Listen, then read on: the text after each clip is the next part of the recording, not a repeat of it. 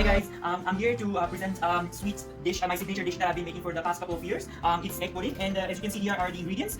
So I have 1.5 cup of milk, I have 1 table of sugar, I have one cup of like about half a cup of sugar that I'm going to use it for caramelizing later on once I've mixed all the ingredients here. And I also have 3 eggs, and and I also have some cardamom just to add some smell, some fragrance in the dish at the end. So I'm going to be starting to put the eggs in my bowl here. So here are the eggs that I've already broken them. So I'm going to put them all inside, making sure everything is inside here. Okay, I like to keep my kitchen clean. As you can see, there's no like mess around or anything.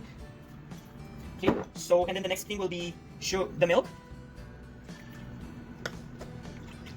Okay, and then you can choose to put sugar just according to your taste, but I'm not a very big fan of having too sweet, so I just add like about 1 tablespoon.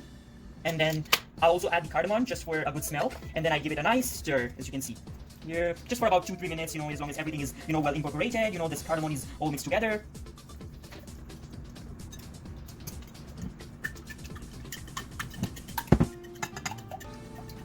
Okay, as you can see, this is almost like well mixed inside.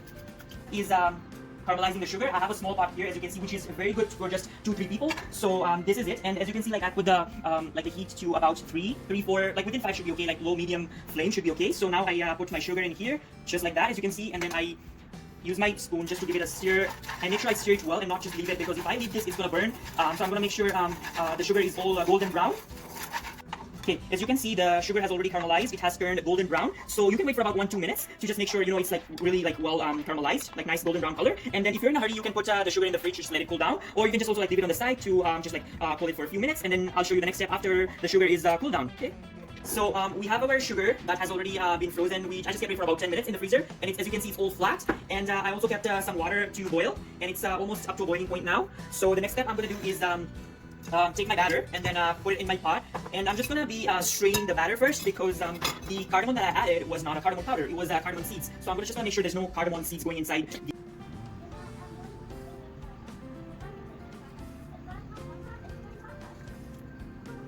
There you go. And then you see all that seeds of cardamom, so I'm just going to make sure all the mixture is inside. And then now I'm going to be putting this mixture in the frying pan. This is just a normal frying pan. You can use any kind of pan, like a normal, any size. And then I'm going to be covering this pot. As you can see, the heat is just up to like a low medium heat. It's about 3 to 5, like within 5. And then I'll be leaving this for about 1 or 2 hours, like 1.5 to 2 hours. And then I'll keep adding water accordingly as much as needed, just so that the pudding itself keeps on cooking. And then after 2 hours, it's all done. You just keep it in the fridge, and then it will be ready to be served. It's always good to have the pudding cold. It's a sweet dish, so it's better if you have it cold. Some people just like it to be cooled down at room temperature, and then you can serve your guests. Alright, so it's been about 15 minutes since I have put the mixture to a boiling point. As you can see this, well, you can't see, but I can smell the smell. It's really good. So for this time, I'm going to be adding some more water just to make sure that it's continuously boiling. You can add like 1 more container of this one, just to make sure that it's coming to a really good boiling point. And as you can see, the heat is about 7 to 8, which is high heat. Okay, so after 2 hours of putting the pudding in the fridge, this is the final result of the pudding. As you can see, there's like syrup on the side, and this is the final pudding. So I'm going to be making small portions of this pudding. So this pudding is usually for about 2 to 3 people. So just making some small portions for, it depends, you can serve it to 3-4 people.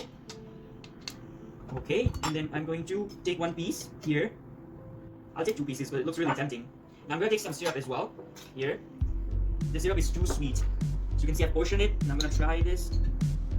It's really good. So please make sure to try this video at home. Make sure to try this recipe at home. Follow the steps, and hopefully you will get the same result. And make sure to like, share, comment, and subscribe. And